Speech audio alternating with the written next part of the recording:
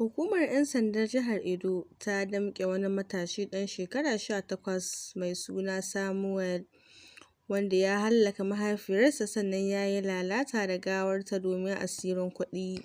Wani boka mai sayar da ƙwaya a unguwar ne ya sanya wannan matashi aikata wannan aika-aika.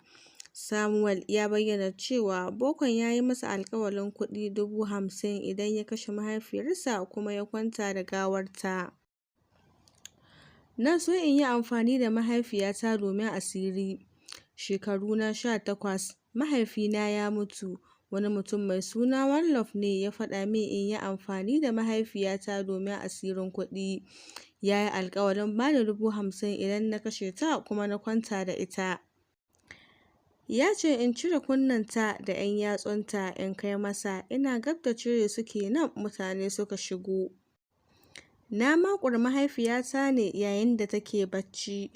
One Love ƙwaya yake sayarwa, ya sami wani abu a cikin abin sha sannan ya faɗa min in je in kashe mahaifiyata.